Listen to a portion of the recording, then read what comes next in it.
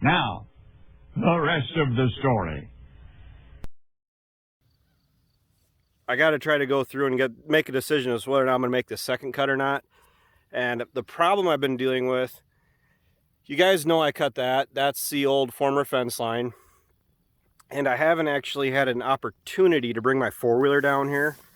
Yeah, that's my four-wheeler.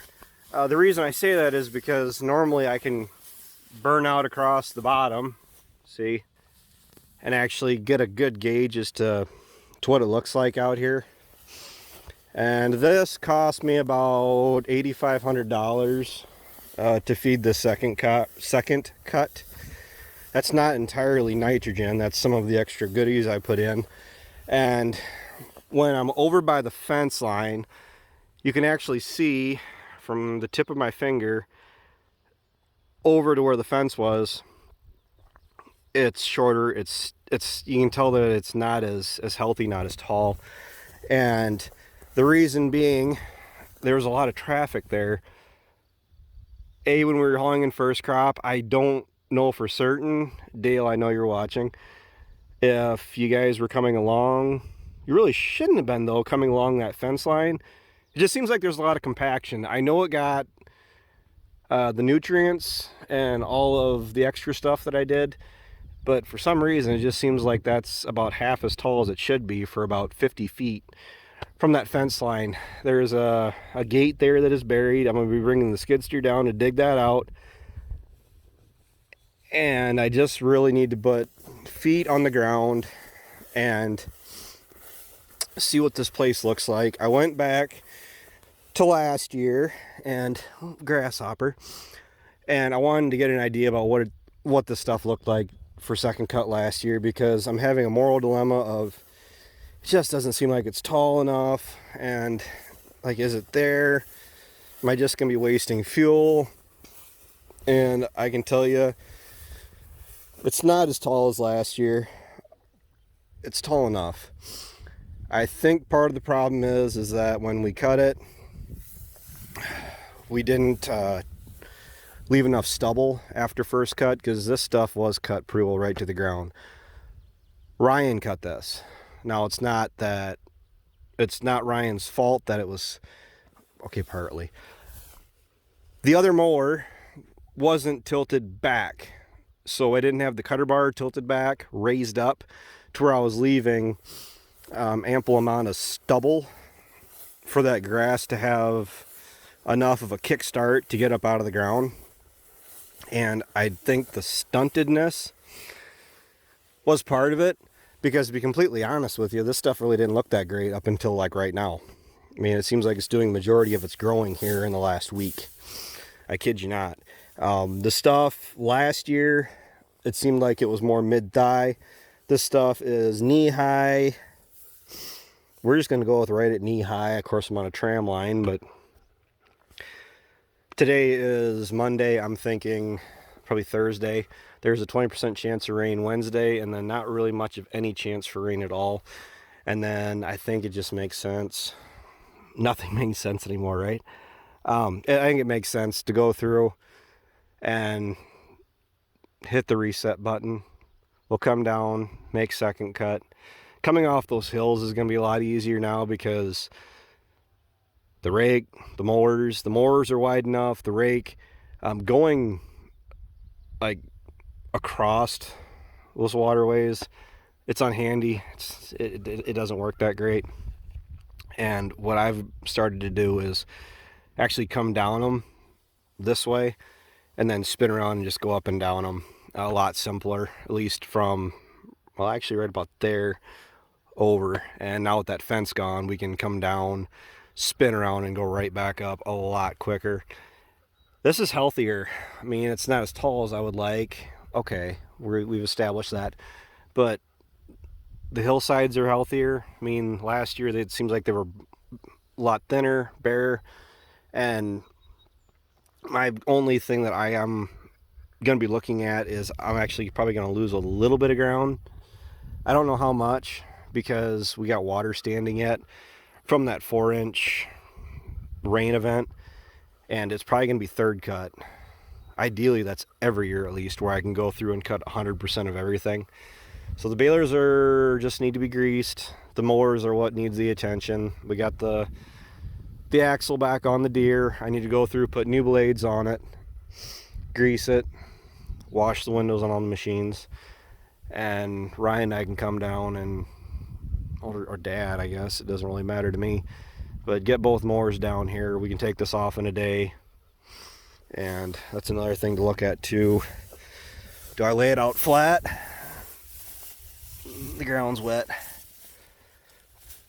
So what I'll end up doing is probably windrowing it, letting that ground air out, and then I'll come back the day after we cut it, and I'll go through and ted it back out. I can go drive at a pretty good clip actually, because the stuff isn't as heavy as first cut.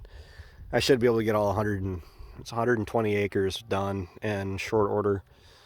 So that's probably what we're looking at. I got actually some field roads I got to get seeded, and a lot of random stuff, hauling manure. And you know, it's the end of July, which is, you know, whatever. But the problem is, once you hit August, it's already looking like, well, next month, September, and you want to be done making hay within the next 45, 60 days. And it seems like once you hit August anymore, everything you just burn right through it, and you're already looking at harvest. I mean, I got to pull the combine out already, and we got to go through the bean head. I mean, it's a new to us head. The corn head is a new to us head. At least we ran the corn head last year. The bean head, I actually can say this is actually pretty variable, because you can see, whoops, my face. You can see out across it, but it's not heading out yet. If I gave it another week, we'd probably start seeing it head out. I don't know if we're going to see a whole lot of growth for 3 more days. And am I really going to gain a whole lot more in growth in another week? I don't know. But the problem is I got Relina here for a couple days, and I'm not going to be able to make it with having Relina like that. I mean, if it was a job like cutting hay, she'd sit in the tractor with me. But when you got to worry about running the baler, tedding would be fine. Hauling the hay in, and you got to get a little bit more creative with trying to keep a 2-year-old kid entertained. And you can see my tracks with the skid steer. This stuff did exactly what you'd expect it to do. It's a little rough, but I'm gonna go through just like this fence wasn't even here, and we'll stick. We'll see how well the regrowth comes back for third cut. And ideally, when we're running over this with the mowers and everything, it's going to help smooth this out. And it'll make making this bottom so much simpler. We got a low spot over here that I want to check quick. I mean, I know today's Monday, but this whole day got away from me. And not necessarily using it for going around checking crops, but now that I'm starting to get a little bit more serious, a lot more serious, about making this hay down here, I got to at least make sure that it's not going to be a train wreck. The 46 with the duals on it and the 76 with the front wheel assist, I'm not too worried about getting stuck down here. But knowing that the low-lying areas do have water in them yet would be valuable information. Which I was just down here doing that, and this had water in it yet, so for how dry it's been, well, that's dry. You can see that's bare because, you know, the baler sunk into it. And we still are going back into my theory of, man, look at that. Ooh, it's muddy. This had water in it here the other day. Yeah, I'm sinking in it. But with a little bit of breeze like we got, and the sunlight like we're calling for, this actually could firm up pretty good where I should be able to just burn right through it and we'll be fine. So that's good news to me. I mean, it doesn't seem like much because I'm still referencing first cut. As, you know, height-wise, like the stuff should be level with me. And it's second cut, so it's not going to be no 400 and some bales, but we'll be able to wing that mower out, or the rake out. And if we can get all three of us running down here, 2 balers and the rake, Ryan and I might actually make Dad sweat a little bit trying to stay ahead of the 2 balers. So he only had to jog last time and he was doing a pretty good job of it. So I'm really happy this fence line's out of here. See, there's been a lot that's gone into this down here.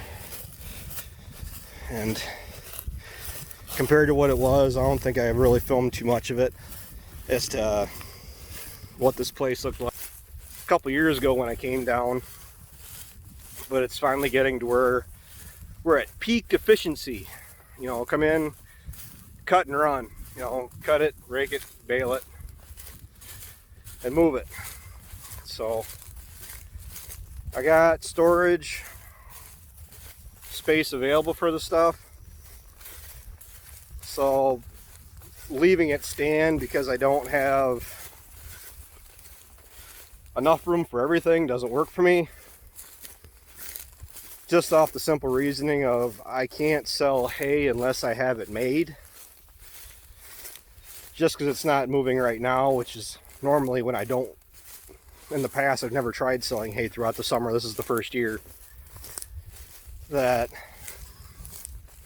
we're getting into August and the forecast is for the 10-day, it's dry. You start getting into August and guys have to start feeding their hay, or feeding their cattle hay. Should start creating a little bit of a demand for material. But good news for me, I got plenty of feed for my cows, need be. And the game plan here, you got to be flexible, yeah, but pretty much the same as every year.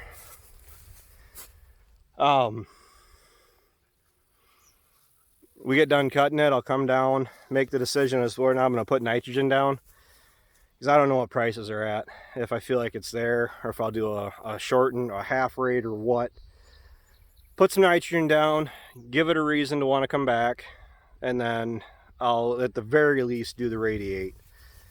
I think the radiate, I'm getting my money back. I mean, the last time I sprayed, I was actually a little bit behind on getting the stuff sprayed. So thanks for tuning in. Thanks for watching this long. For anybody that's still here, I really appreciate it. Make sure you like, comment, and subscribe for more rest of the story farming videos. I can keep them coming if you guys want to watch. So until next time, I'll talk to you later.